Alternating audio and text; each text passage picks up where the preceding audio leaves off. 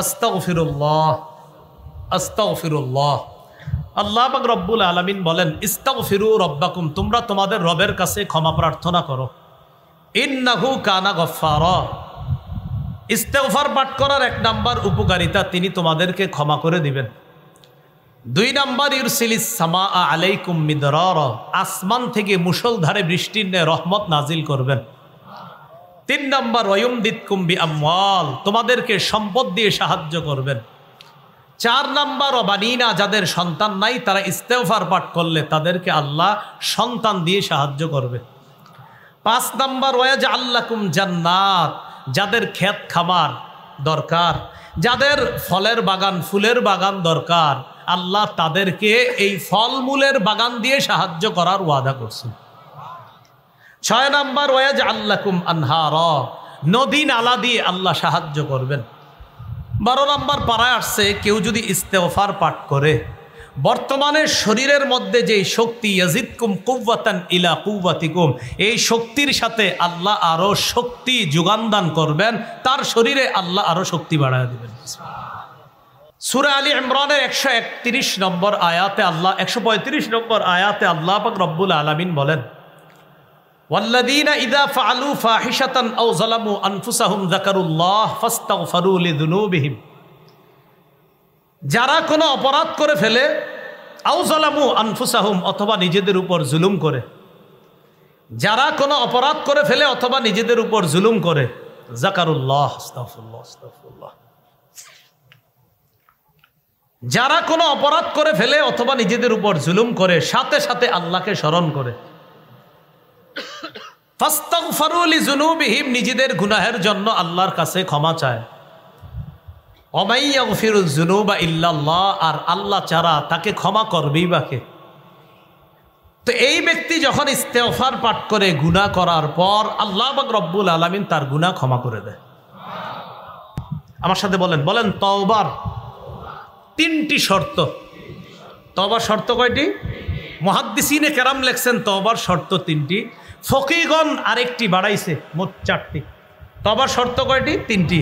ফকিগণ আরেকটি বাড়াইছে, তাহলে হয় মোট কয়টি? 4টি। 1 নাম্বার, অতীতের গুনাহের উপর অনুতপ্ত হওয়া, আগে যা করেছি এটার জন্য অনুতপ্ত হওয়া। 2 নাম্বার, আগের গুনাহ ছেড়ে দেওয়া। 3 নাম্বার, দৃঢ় প্রতিজ্ঞা করা, আমি ভবিষ্যতে এই জাতীয় গুনাহ আর করব না। 4 নাম্বার, বান্দার হক নষ্ট করে থাকলে বান্দার হক আদায় করে দেওয়া। তাহলে তওবার জন্য মোট 4টা শর্ত। 1 নাম্বার, অতীতের গুনাহের জন্য অনুতপ্ত হওয়া। 2 নাম্বার, অতীতের গুনাহ ছেড়ে দেওয়া। 3 নাম্বার, প্রতিজ্ঞা করা, ভবিষ্যতে এই গুনাহটা আমি আর করব না। 4 নাম্বার, বান্দার হক নষ্ট করে থাকলে বান্দার হক আদায় করে দেওয়া। এই 4টি শর্তে আমরা আল্লাহর কাছে তওবা করব, আল্লাহ তৌফিক দান করেন। সূরা তাহরিমের 8 নম্বর আয়াতে আল্লাহ পাক রব্বুল আলামিন বলেন, ইয়া আইয়ুহাল্লাযীনা আমানু তুবু ইলাল্লাহি তাওবাতান নাসুহা, হে ঈমানদারগণ তোমরা আল্লাহর কাছে তওবা করো, খাঁটি তওবা। আসা রাব্বুকুম আইয়ুকাফিরা আনকুম সাইয়্যাতিকুম, খাঁটি তওবা যদি করো আশা করা যায় আল্লাহ তোমাদের সব পাপগুলো ক্ষমা করে দিবেন। গুনাহ থেকে বাঁচার 1 নাম্বার উপায় তওবা করা। ইবনে মাজার 4250 নম্বর হাদিসের বর্ণনা, ক্বালা রাসূলুল্লাহ সাল্লাল্লাহু আলাইহি ওয়াসাল্লাম, আত-তাইবু মিনায যামবি কামান লা যামবালা, নবী বলেন যে ব্যক্তি গুনাহ থেকে তওবা করে সে কেমন যেন এমন হয়ে যায় তার কোনো গুনাহই নেই। ইবনে মাজাহ 4251 নম্বর হাদিস, ক্বালা রাসূলুল্লাহ সাল্লাল্লাহু আলাইহি ওয়াসাল্লাম, কুল্লু বনি আদম খাত্তাউন ওয়া খায়রুল খাত্তাইনা আত-তাওয়াবুন, নবী বলেন সমস্ত আদম সন্তান কম বেশি পাপ করে, এই পাপীদের মধ্যে তারাই সেরা যারা আল্লাহর কাছে তওবা করে। আদম সন্তান পাপ করাটা স্বাভাবিক, বাকি পাপীদের মধ্যে তারাই সেরা যারা তওবা করে। ইবনে মাজার 4253 নম্বর হাদিসের বর্ণনা, ক্বালা রাসূলুল্লাহ সাল্লাল্লাহু আলাইহি ওয়াসাল্লাম, ইন্নাল্লাহা লা ইয়াকবালু তাওবাতাল আবদি মা লাম ইউগারগির, রাসূলুল্লাহ সাল্লাল্লাহু আলাইহি সাল্লাম বলেন আল্লাহ বান্দার তওবা ততক্ষণ কবুল করেন যতক্ষণ তার প্রাণ কণ্ঠাগত না হয়। বান্দার প্রাণ কণ্ঠাগত হওয়ার আগ পর্যন্ত তার তওবা আল্লাহ কবুল করেন। বান্দার প্রাণ কণ্ঠাগত হওয়ার আগ পর্যন্ত তার তওবা আপনি কবুল করেন, আল্লাহ কবুল করেন।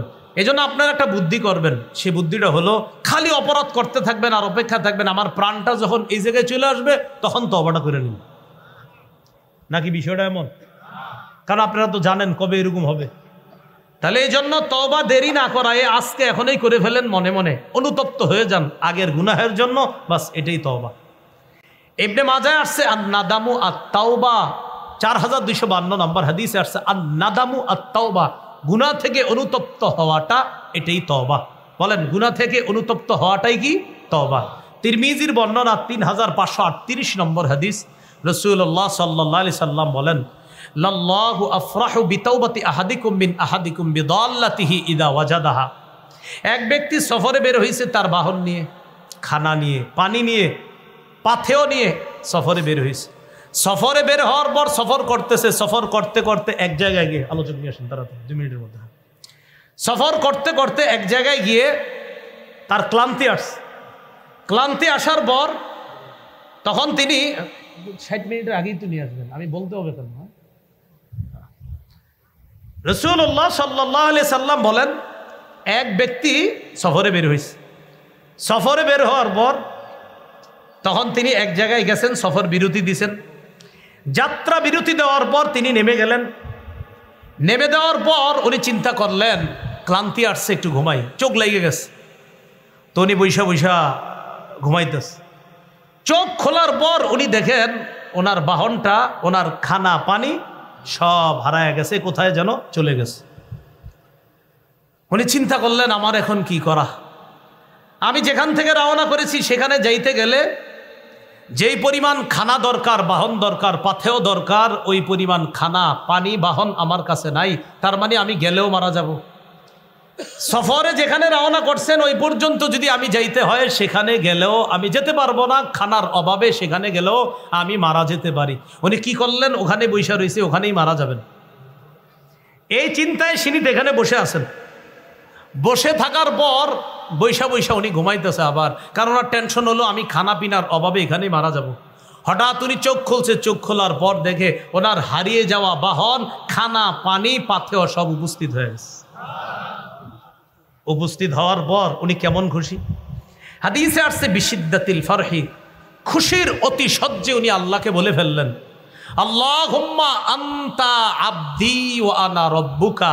আল্লাহকে বললেন আল্লাহ আপনি আমার বান্দা, আমি আপনার রব। হ্যাঁ, এটা কেমন হয়ে গেল না কথাটা? কিন্তু আসলে ওনার মাথা ঠিক নেই। উনি এত খুশি হয়েছে, খুশিতে যে উনি কি বলছে এটা উনি নিজেও জানে না। উনি খুশিতে বইলা ফেলতেছে, আমাদের দেশে এটারে কয় খুশির ঠেলা।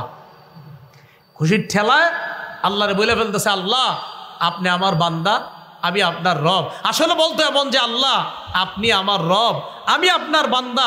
এটা না বইলা ফেলছে আল্লাহ আপনি আমার বান্দা, আমি আপনার রব, এমন কথা বইলা ফেলছে। তো আসলে কেন বলছে? খুশির কারণে ওনার মাথা ঠিক ছিল না। নবী বলেন একজন ব্যক্তি তার হারিয়ে যাওয়া বাহন ফিরে পাওয়ার পর এত পরিমাণ খুশি হয়, কোন ব্যক্তি যখন তওবা করে ওই ব্যক্তির চেয়ে কোটি গুণ বেশি তওবাকারীর প্রতি আল্লাহ খুশি হয়েছে। তাহলে তওবা আগামীকাল না এখনই? এখনই। সহিহ মুসলিমের বর্ণনা, রাসূলুল্লাহ সাল্লাল্লাহু আলাইহি সাল্লাম বলেন ইন্নাল্লাহা লা ইয়াবসুতু ইয়াদাহু বিল-লাইল লিয়াতুবা মুসিউন নাহার। আল্লাহ পাক রব্বুল আলামিন তার ক্ষমার হাতকে প্রসারিত করেন রাতের বেলা, যেন দিনের তওবাকারীরা আল্লাহর কাছে ক্ষমা চায়। ওয়ায়াবসুতু ইয়াদাহু বিন-নাহার লিয়াতুবা মুসিউল লাইল, দিনের বেলা ক্ষমার হাত প্রসারিত করে রাখেন যেন রাতের অপরাধীরা আল্লাহর কাছে ক্ষমা চায়। প্রিয় ভাইয়ারা, আজকে এখন রাতের মধ্যে আছি আমরা, দিনে অনেক অপরাধ করছি, আজকে আল্লাহর কাছে ক্ষমা চেয়ে নিব ইনশাআল্লাহ। ক্ষমা